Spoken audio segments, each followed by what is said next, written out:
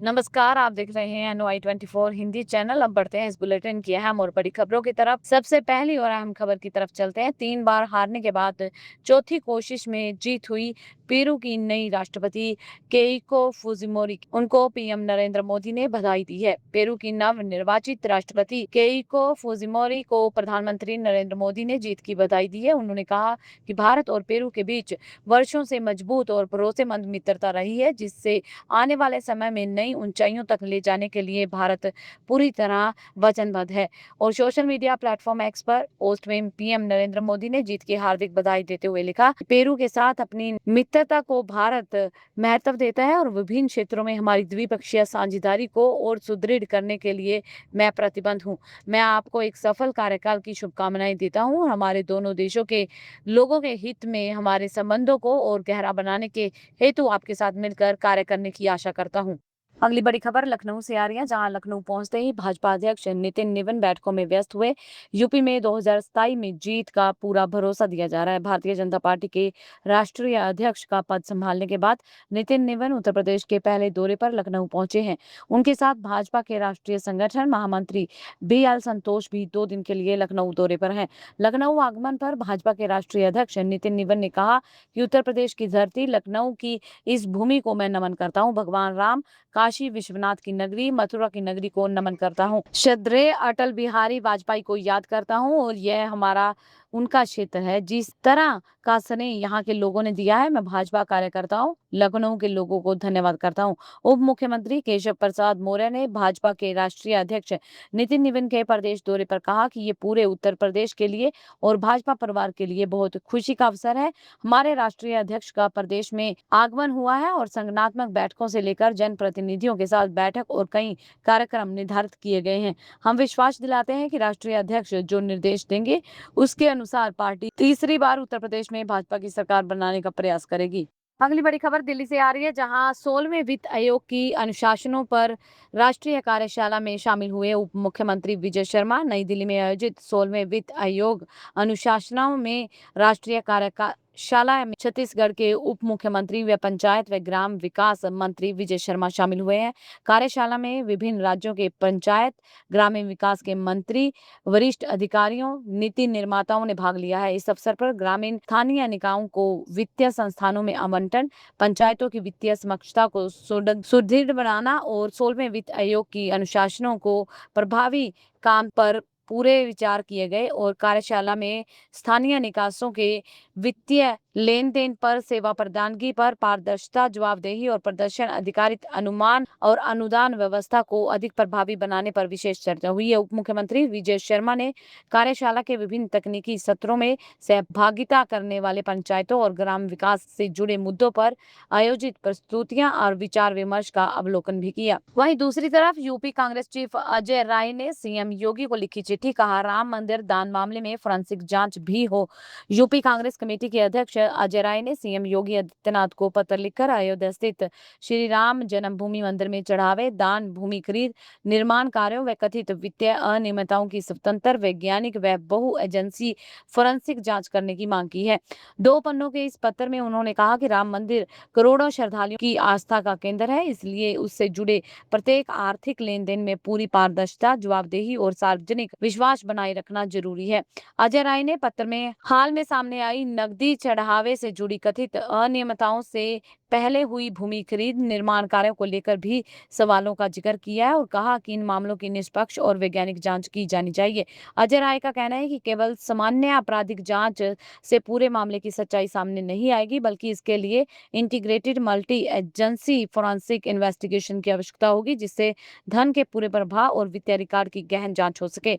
पत्र में उन्होंने जांच के लिए कई बिंदु भी सुझाए हैं, जिसमें स्थापना दिवस से लेकर अब तक प्राप्त नगद चढ़ावे, डिजिटल दान, सोना व चांदी व अन्य बहुमूल्य दानों का लेन देन और दान प्राप्ति से बैंक जमा तक धन के प्रभाव की जांच और बैंक खाते व लेखा पुस्तक, ऑडिट रिपोर्ट, स्टॉक रजिस्टर व डिजिटल रिकॉर्ड का फोरेंसिक विश्लेषण शामिल है। नजर डालते हैं अगली बड़ी और अहम खबर की तरफ। भूटान ने क्यों ठुकराया भारत का E20 पेट्रोल ऑफर, सामने आई है बड़ी वजह, जानते हैं इस खबर में।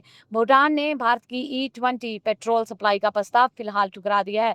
भूटान सरकार ने भारतीय ऑयल मार्केटिंग कंपनियों से कहा है कि जब तक सामान्य पेट्रोल उपलब्ध है उसकी सप्लाई जारी रखी जाए। सरकार का कहना है कि देश के पुराने भूमिगत फ्यूल टैंक और अधिक नमी वाले पहाड़ी इलाकों में E20 पेट्रोल की गुणवत्ता बनाए रखना मुश्किल हो सकता है।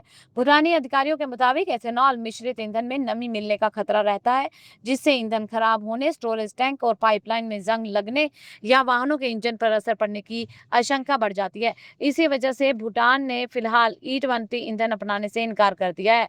उधर भारत में E20 पेट्रोल को लेकर बहस जारी है। सरकार इसे प्रदूषण व कच्चे तेल के ऐप पर निर्भरता कम करने वाला एक अहम कदम बता रही है, जबकि कुछ वाहन मालिक माइलेज और ईंधन पर यानी कि इंजन पर पड़ने वाला असर के लिए चिंता जता रहे हैं। भारत भविष्य में E25 ईंधन के परीक्षण की दिशा में आगे बढ़ सकता है।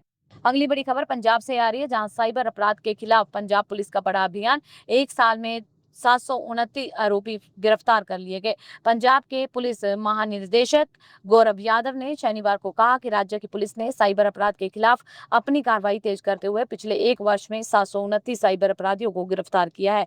यादव ने बताया कि पिछले 2 वर्षों से राज्य के सभी जिले और पुलिस कमिश्नरेट में समर्पित साइबर क्राइम पुलिस स्टेशन कार्य कर रहे हैं और बीते एक वर्ष में राज्य साइबर क्राइम डिवीजन सहित 29 साइबर क्राइम पुलिस थानों में 956 प्राथमिकताएं यानी कि FIR दर्ज की गई हैं, जिसमें 729 आरोपियों को गिरफ्तार किया गया है। उन्होंने कहा कि पिछले 4 वर्षों में राज्य साइबर क्राइम डिवीजन ने साइबर अपराधों से निपटने और आम नागरिकों की मेहनत की कमाई को सुरक्षित रखने के लिए प्रगति की है।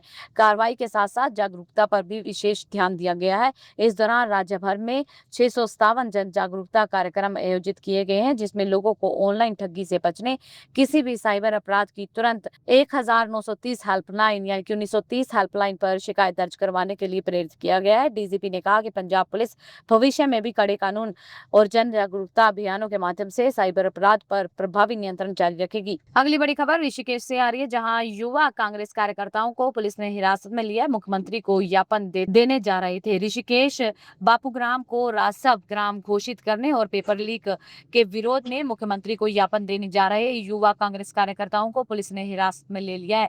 इसके बाद थाने लाकर छोड़ दिया। शनिवार को परवादून युवा कांग्रेस के कार्यकर्ता कोयल घाटी से IDPL की और विरोध प्रदर्शन करते हुए मुख्यमंत्री को ज्ञापन देने जा रहे थे। युवाओं के हाथ में काले झंडे थे। पुलिस ने कार्यकर्ताओं को रास्ते में ही रोक लिया। कांग्रेस पुलिस पूर्व प्रदेश महासचिव युवा कांग्रेस एडवोकेट अभिनव सिंह मलिक, परवादून युवा कांग्रेस जिला अध्यक्ष गौरव भारती सहित अनेक कार्यकर्ताओं को हिरासत में लिया गया। अभिनव सिंह मलिक ने कहा कि बापूग्राम के लोगों को वर्षों से राजस्व ग्राम का दर्जा मिलने का इंतजार है, लेकिन भाजपा सरकार लगातार उनकी मांगों को अनदेखा कर रही है। वहीं लगातार हो रहे पेपर लीक के प्रदेश के लाखों युवाओं के भविष्य को खिलवाड़ बना दिया है। रुक करते हैं अगली बड़ी और अहम खबर का। दमोह में कुत्तों के हमले में हिरन गंभीर रूप से घायल हो गया, गड्ढे में गिरा और सूचना के घंटों बाद पहुंची वन विभाग की टीम। दमोह के देहात थाना क्षेत्र में मगज वार्ड 5 स्थित सेंट नॉर्मल स्कूल के पास थूबा तला क्षेत्र में शनिवार को एक हिरन कुत्तों के हमले में गंभीर रूप से घायल हो गया। कुत्तों से बचने के दौरान हिरन भागते भागते एक खड्डे में जा गिरा, जिससे उसे गंभीर चोटें आई। सूचना मिलने के बाद वन विभाग की टीम देर से पहुंचने के कारण स्थानीय लोगों में नाराजगी जताई जा रही है। प्रत्यक्षदर्शियों के अनुसार शनिवार सुबह 11 बजे कुछ आवारा कुत्तों ने हिरन का पीछा कर हमला कर दिया। जान बचाने के लिए भाग रहा हिरन रामदास पटेल की जमीन पर बने गड्ढे में जा गिरा। गिरने से वह गंभीर रूप से घायल हो गया, उठने की स्थिति में नहीं था। घटने की जानकारी मिलते ही स्थानीय निवासी पप्पू पटेल मौके पर पहुंचे।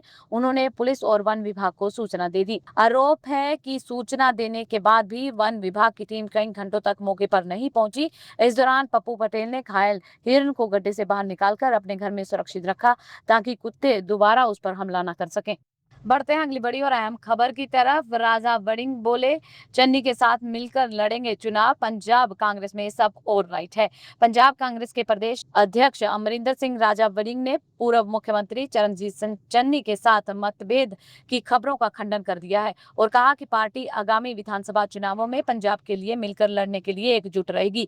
कई नेताओं की ओर से चन्नी को राज्य इकाई का अध्यक्ष बनाने की मांग पर प्रतिक्रिया देते हुए वड़िंग ने कहा कि मुझे लगता है कि आने वाले दिनों में आप हम सभी को एक साथ एक ही मंच पर देखेंगे। हम मिलकर पंजाब के लिए लड़ेंगे। उन्होंने पार्टी के भीतर के मतभेदों को कम करके आंका और कहा कि सीनियर लीडरशिप पार्टी की दिशा के साथ बनी हुई है और लीडरशिप बदलने की मांगों का जिक्र करते हुए वड़िंग ने कहा कि मुझे नहीं लगता कि चन्नी साहब या किसी सीनियर लीडर ने ऐसा कुछ कहा है। वड़िंग ने असंतोष के सार्वजनिक प्रदर्शनों के खिलाफ कड़ा रुख अपनाया है, जिसमें चन्नी के आवास पर हाल ही में हुई बैठक भी शामिल है, जहां कई विधायकों ने नेतृत्व में बदलाव का समर्थन दिया है। उन्होंने कहा कि सख्त कदम उठाए जाएंगे और जोर देकर कहा कि जो भी व्यक्ति ऐसी बातें करेगा उसके खिलाफ कार्रवाई भी की जाएगी। हर किसी को अपनी बात कहने का अधिकार है, लेकिन किसी को भी अनुशासनहीनता करने का अधिकार नहीं है।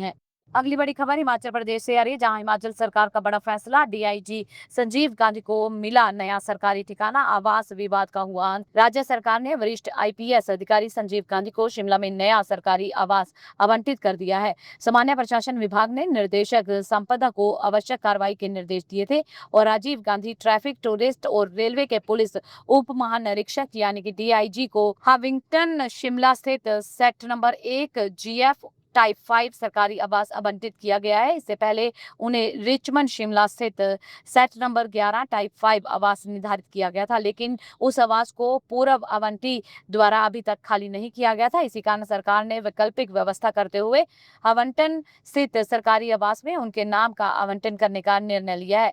राजीव गांधी के सरकारी आवास को लेकर काफी विवाद हुआ था। एसपी के स्थायी आवास को उन्होंने अभी तक खाली नहीं किया है। इसको लेकर अब उन पर जुर्माना भी लगाया गया है। अगली बड़ी खबर उत्तराखंड से आ रही है, जहां उत्तराखंड में धामी सरकार के 5 साल पूरे हो गए हैं। कैबिनेट मंत्री गणेश जोशी ने गिनवाई उपलब्धियां। उत्तराखंड के कृषि मंत्री गणेश जोशी ने शनिवार को टिहरी में सेवा, सुशासन और समर्पण सेवा पखवाड़ा कार्यक्रम का शुभारंभ किया। इस दौरान उन्होंने मुख्यमंत्री पुष्कर सिंह धामी के नेतृत्व में राज्य सरकार जनहित और विकास कार्यों को प्राथमिकता देते हुए तेजी से आगे बढ़ रही सरकार को बधाई दी है और मंत्री ने धामी सरकार द्वारा समान नागरिक संहिता लागू करने को ऐतिहासिक फैसला बताया है। उन्होंने सलकारिया सुरंग रेस्क्यू अभियान का जिक्र करते हुए कहा कि मुख्यमंत्री ने समय मौके पर रहकर श्रमिकों के सुरक्षित बचाव की निगरानी की थी। जोशी ने बताया कि टिहरी में 437 किलोमीटर से अधिक सड़कों को गड्ढा मुक्त किया गया और कई सड़क परियोजनाओं पर काम जारी है। साथ ही उन्होंने कहा कि प्रदेश में करीब 3 लाख महिलाएं लखपति दीदी बन चुकी हैं, जबकि शहीद सैनिकों के आश्रितों के लिए अनुग्रह राशि बढ़ाकर 50 लाख रुपए कर दी गई है। अगली बड़ी खबर दिल्ली से आ रही है, जहां अवैध कब्जों पर सख्त एक्शन की तैयारी की जा रही है। डीडीए को दिए गए जीरो टॉलरेंस के निर्देश। राजधानी दिल्ली में अवैध कब्जों और अनधिकृत निर्माण के खिलाफ आने वाले दिनों में बड़ा अभियान देखने को मिल सकता है। दिल्ली के उप राज्यपाल चरणजीत सिंह सिद्धू ने दिल्ली विकास प्राधिकरण यानी कि डीडीए की एडवाइजरी काउंसिलर की अहम बैठक में अधिकारियों को निर्देश दिए हैं कि अवैध कब्जों के मामले में किसी भी तरह की ढिलाई न बरती जाए। उन्होंने तकनीक के जरिए रियल टाइम निगरानी व्यवस्था विकसित करने और ऐसे मामलों में तुरंत कार्रवाई करने पर जोर दिया। बैठक में दिल्ली के भविष्य के लिए विकास, ट्रैफिक व्यवस्था, पानी की उपलब्धता और पर्यावरण संरक्षण जैसे मुद्दों पर भी विस्तार से चर्चा की गई। नजर डालते हैं अगली बड़ी और अहम खबर पर। 9 साल की बच्ची को अगवा करने वाले आरोपी को गिरफ्तार कर लिया गया। क्राइम कुंडली देख भोपाल पुलिस के उड़े होश, पहले से दर्ज है यौन शोषण के इतने मामले। अशोका गार्डन से 9 साल की बच्ची का अपहरण करने वाले आरोपी मून बहादुर को पुलिस ने गिरफ्तार कर लिया। आरोपी ने खुद को बच्ची के पिता का परिचय बताकर उसे फैलाया था। पुलिस की सक्रियता और बच्ची के रोने से घबराकर उसे अरेरा हिल्स में छोड़कर फरार हो गया। बच्ची सुरक्षित मिल गई, जबकि आरोपी के खिलाफ पहले से अपहरण और दुष्कर्म के कई मामले दर्ज हैं। अगली बड़ी खबर झांसी से आ रही है, जहां खजाने के अफवाह रुका तालाब सौंदर्यीकरण का कार्य। पुलिस ने संभाला मोर्चा। झांसी के चिरगांव में खजाना की तलाश की अफवाह को लेकर उस समय हंगामा खड़ा हो गया, जब एक महिला जेसीबी पर चढ़ गई। उसने कहा कि उसे माता आई है। महिला का कहना था कि इस जगह पर धन दबा हुआ है, इसलिए जेसीबी से खुदाई का काम तुरंत बंद कर दिया गया, उसे यहाँ से धन निकालने दिया जाए। महिला की बात सुनकर मौके पर मौजूद लोगों की भीड़ जुट गई और माहौल तनावपूर्ण बन गया। मौके पर मौजूद पुलिस ने महिला को जेसीबी के पास से हटाने का प्रयास किया, लेकिन इस दौरान लोगों ने विरोध शुरू कर दिया। देखते ही देखते पुलिस और लोगों के बीच में नोकझोंक होने लगी। भीड़ के उग्र होने से पुलिस ने काम करवाना मुश्किल हो गया और उस स्थिति को बिगड़ता देखकर काम को बीच में ही टालना पड़ा। बताया गया है कि जिस स्थान पर पहले घर तोड़कर मलबा डाला गया था, उसी तालाब पर सौंदर्यीकरण का कार्य चल रहा था। इस कार्य के तहत सीडीओ का निर्माण किया जा रहा है। इसी दौरान कुछ लोग काम में लगातार बाधा उत्पन्न कर रहे हैं और ठेकेदार को निर्माण कार्य नहीं करने दे रहे। अगली बड़ी खबर उत्तर प्रदेश से आ रही है। यहाँ योगी सरकार का बड़ा फैसला, अब 3 सदस्यीय स्पेशल बेंच करेगी सरकारी भूमि से जुड़े मामलों की सुनवाई। उत्तर प्रदेश की योगी सरकार राजस्व प्रशासन को अधिक पारदर्शी, जवाबदेही और प्रभावी बनाने के लिए लगातार बड़े सुधार कर रही है। इसी कड़ी में मुख्यमंत्री योगी आदित्यनाथ के निर्देश पर राजस्व परिषद में सार्वजनिक भूमि से जुड़े मामलों को लेकर निस्तांतर को लेकर एक बड़ा फैसला किया गया है। अब आरक्षित श्रेणी की भूमि, शासकीय भूमि, ग्राम सभा, निष्क्रांत संपत्ति, शत्रु संपत्ति से संबंधित सभी मामलों की सुनवाई 3 सदस्यीय विशेष पीठ करेगी। यह व्यवस्था तत्काल प्रभाव से लागू कर दी गई है। राजस्व परिषद की अध्यक्ष अर्चना अग्रवाल ने बताया कि मुख्यमंत्री योगी आदित्यनाथ लगातार सरकारी और सार्वजनिक भूमि के अतिक्रमण मुक्त करवाने पर जोर दे रहे हैं। उनका उद्देश्य है कि भूमि विवादों का समय पर निस्तांतर सुरक्षित हो सके और राजस्व न्याय प्रणाली को आधुनिक व तकनीक आधार बनाया जा सके। इसी के तहत उत्तर प्रदेश राजस्व संहिता की धारा 9 के तहत मिली शक्तियों का प्रयोग करते हुए यह नई व्यवस्था लागू की गई है। इसका मकसद इन संवेदनशील मामलों को पारदर्शिता और न्यायिक गुणवत्ता और एक रूप में लाना है। इस व्यवस्था के तहत लखनऊ और प्रयागराज स्थित राजस्व परिषद न्यायालयों में इन श्रेणियों से लंबित पड़े मुकदमों को अब 3 सदस्यीय विदेश पीठ के समक्ष पेश किया जाएगा। ये थी अब तक की मुख्य और बड़ी खबरें। ऐसी और खबरें जानने के लिए चैनल को सब्सक्राइब कर ले, बेल आइकन को प्रेस कर ले, ताकि आपसे आने वाली खबरें मिस ना हो। मिलते हैं अगली वीडियो में, तब तक के लिए आप खुश रहें, सुरक्षित रहें, हम यही दुआ करते हैं। धन्यवाद।